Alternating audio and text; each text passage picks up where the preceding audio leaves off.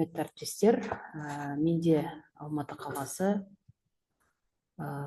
жалпы білім беретін нөмір 84 мектептің география пән мұғалімі Аймаханова Нұржамал Бекмолдаевна.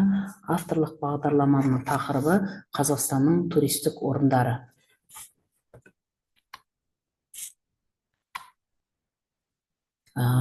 Бұл тақырыбым бойынша енді жалпы негізі мақсатына тоқталып кетейін. Мақсаты Қазақстанның туристік әлеуетін зерттеп, оның мүмкіндіктерін ашу, тарихи, мәдени және табиғи мұраларды сақтау және насихаттау жолдарын ұсыну.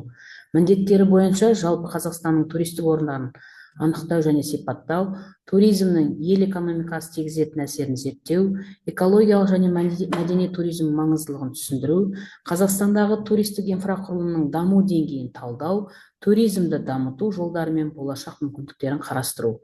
Ерекшелігі бойынша Қазақстан туризмнің басты ерекшелігі оның табиғатының әртүрлігі, тарихи ескерткіштерінің молдығында, бір елдің аумағында Алтай мен Тянь-Шаньның қарлы шыңдарынан бастап Маңғыстаудың Шөлейт таласына дейінгі ерекше ландшафттар кездеседі. Сонымен қатар Қазақстанның Ұлы Жібек жолының маңызды бөлігі болған елдердің бірі. Бұл тарих және мәдениетті зерттеуге, археологиялық және тарихи мәдени туризмді дамытуға мүмкіндік береді.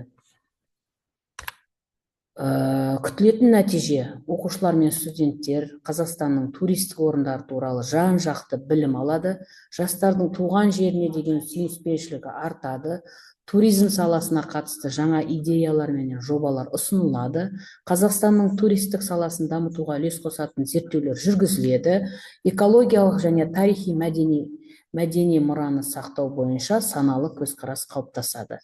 Оларды тексеру әдістері: тестілеу, сұхбат жүргізу, оқушы мен студент арасында осы туризм туралы білім деңгейін анықтау үшін, жобалық жұмыстар, туризмді дамыту бойынша ұсыныстар жасау, практикалық саяхаттар, Қазақстанның туристік орындарына экскурсия ұйымдастыру арқылы білімді жаңа тәжірибемен ұштастыру, эссе, баяндама жазу, оқушы мен студент арасында өз ойлау қабілеттерін жетік жеткізе білу, және презентация мен пікірталастар, туризмнің маңыздылығы мен даму жолдарын талқылау. Жалпы менің енді бағдарламам Қазақстанның туристік орындары. Бұл бөлім негізі 7 бөлімнен тұрады. Кіріспеден, ерекше қастерлі табиғат ескерткіштерінен, археологиялық және сәулет ескерткіштері бойынша, орталық ғасырдағы ірі орталықтар мен астаналары қазақ хандығы бойынша, және дін мен ғибадат орындары болып табылатын ғибадат орындар, тарихи тұлғаларға байланысты киелі орындар, тарихи және саяси оқиғаға байланысты киелі орындар. Осындай 7 тараудан тұрады. Бұл негізгі бағдарлама 34 сағат, аптасына 1 рет. Қолданбалы оқу жоспарын орындау ұзақ мерзімді жоспарменен жасалынған және қымыжы жасалынған. Оқушының сабақ барыс кезіндегі осы ішіндегі тақырыптар бойынша мына оқулықпен қазіргі қорғалып отқан бағдарламам осы оқулық бойынша жасалынып отыр. Мектептер арасында 7 сыныптан бастап оқулықты пайдалануға болады. Ақпараттық әдістемелік бөлім бойынша бұл элективті курс география пәнімен кіріктіріле отырып, оқушылардың туған елінің табиғи мәдени тарихи мұраларына деген қызығушылығын арттырады, зерттеушілік және жобалық қабілеттерін дамытуды мақсат етеді. Ақпараттық әдістемелік бөлім курсты тиімді ұйымдастыру мен өткізуге арналған негізгі құралдар, ресурстарды қамтиды. Пәнаралық байланыс бойынша география, тарих, әдебиет, информатика пәндерінде слайд, климат ерекшеліктері бойынша, тарихи орындар бойынша, жергілікті жер туралы аңыздар бойынша, әдеби шығармалар менен презентациялар, карта жасау, маршруттың құруға пәнаралық байланысты келтіруге болады. Қолданылатын әдіс тәсілдер: зерттеу әдісі, кейс әдісі, дискуссия, дебат болса да, экскурсиялар, картамен жұмыс жасау, маршрут сызып көрсетуге де болады.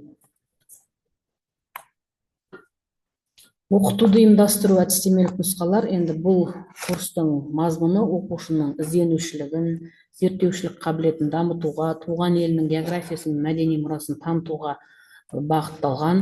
Оқыту үдерісін ұйымдастыруда төменгі әдістемелік нұсқаулар бойынша басшылыққа алу ұсынылады.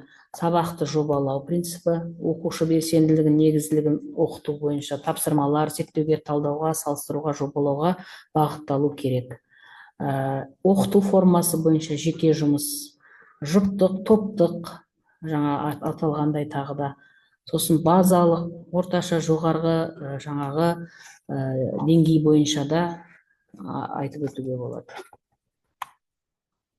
Қорытындылай келе, жалпы Қазақстанның қасиетті жерлерінің географиясы жобасы еліміздегі ішкі туризмнің дамуына тың серпін бермек. Қазақстанның барлық аймақтарында киелі жерлер география жобасының іске асуынан бастап, республиканың қасиетті жерлерінің картасына енгізу керек бірегей ескерткіштерді іздестіру күшейе түскен.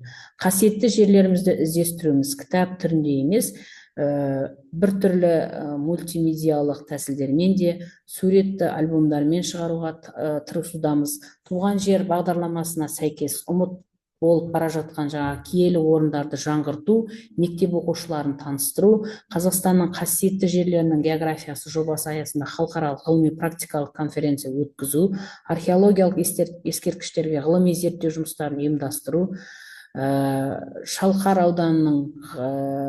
аудандарының тарихи мәдени табиғи мұраларының ескерткіштері жинағын құрастыру, экспедициялық жұмыстар жүргізу, керуен сарай тарихи архитектуралық кешенге реставрация жұмыстарын жүргізу, қазақ, орыс, ағылшын, қытай тілдерінде облыстардың виртуалды туристік картасын әзірлеу.